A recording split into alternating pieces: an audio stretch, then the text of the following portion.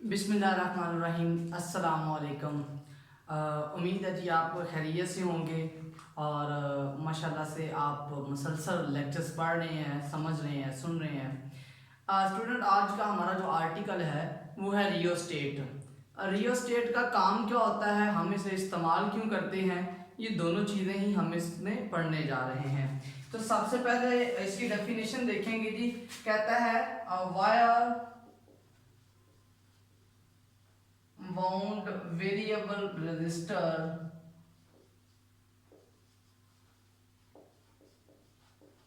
आपके पास एक वायर बाउंडेड वेरिएबल रजिस्टर है जिसे हम कहते हैं रियोस्टेट। सबसे पहले देखेंगे इसकी डेफिनेशन को ही कि ये किस तरह से वायर बाउंड रजिस्टर है। कहता है ये आपके पास ना एक स्टैंड है और इसके ऊपर आपने मैग्नीन वायर ली हुई है।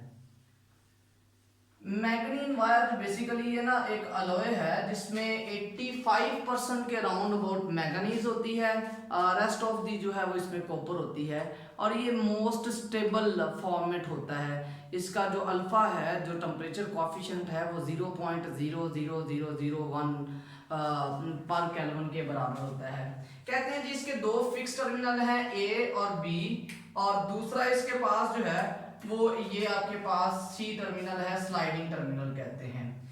अच्छा जी, ये जो स्लाइडिंग टर्मिनल है ये हम इसके ऊपर रोटेट कर सकते हैं, मूव करवा सकते हैं। होगा क्या, अब इसके दो यूजेस हैं, दो फॉर्मेट्स हैं। नंबर वन कहते हैं जी as variable resistor. Variable resistor में किस तरह से इस्तेमाल करते हैं, कहता है ये आपके पास इसके दो पॉइंट्स हैं ए और बी, और तीसरा आपने इसके ऊपर लिया हुआ है थर्ड स्लाइडिंग टर्मिनल सी।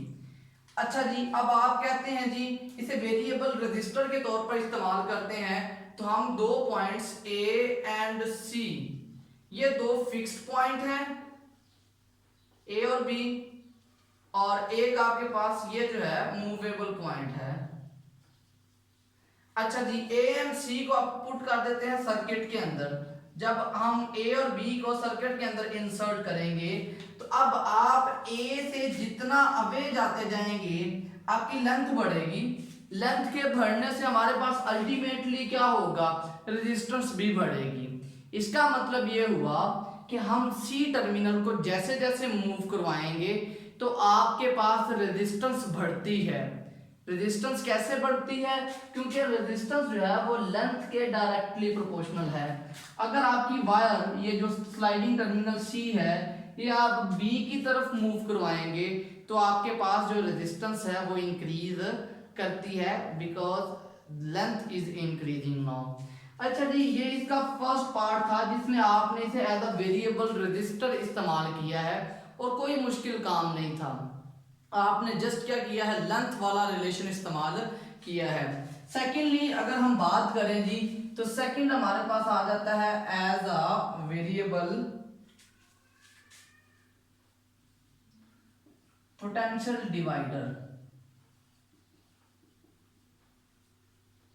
कहते हैं जी हम इसी सर्किट को पोटेंशियल डिवाइडर के तौर पर इस्तेमाल कर सकते हैं। इसमें आप क्या कर सकते हैं जी, आप अपने रियोस्टेट को एक सर्किट में पुट करें और उस सर्किट के अंदर आप पोटेंशियल वेरी करवा सकते हैं। आपको 5 वोल्ट चाहिए, आप उसकी रेजिस्टेंस को वेरी करके 5 वोल्ट ले सकते हैं। आपको 10 वोल्ट चाहिए, आप सर्किट की रेजिस्टेंस को वेरी करके 10 वोल्ट ले सकते हैं, and so on.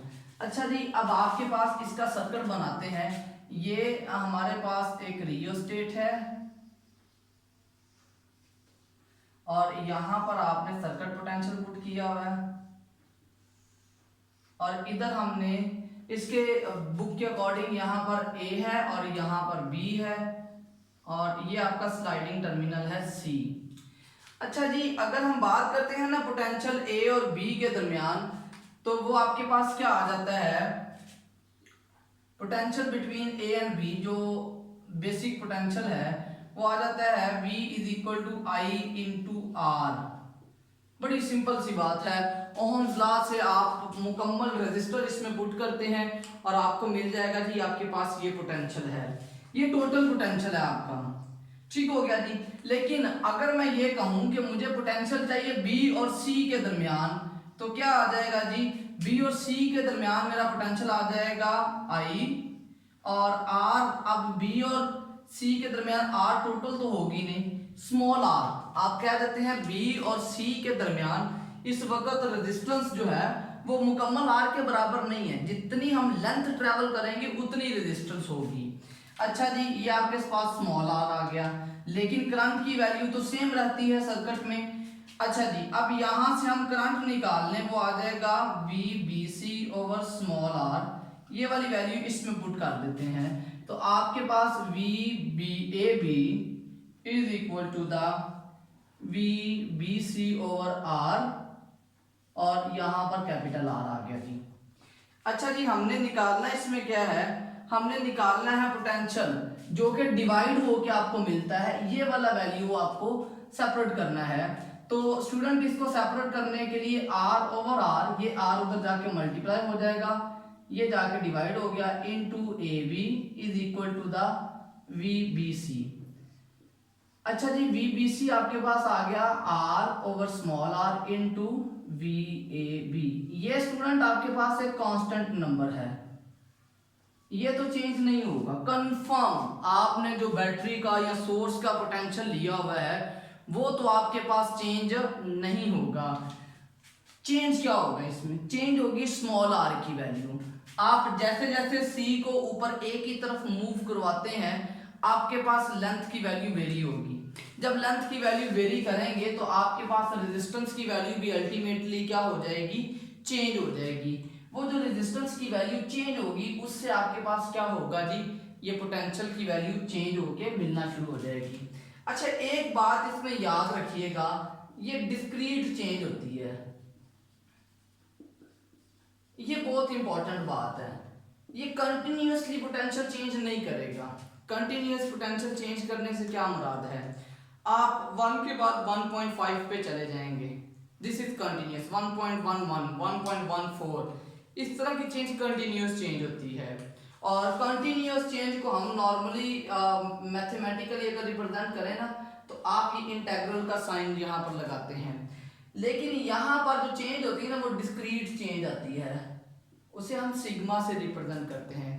Discrete change से क्या मुराद है, 5, 5 के बाद 10, 10 के बाद 15, 15 के बाद 20, 25, मतलब आपने जो कॉन्फ़िगर की हुई है वैल्यूज वो आ सकती हैं, इनके अलावा आपके पास वैल्यूज मुमकिन नहीं है।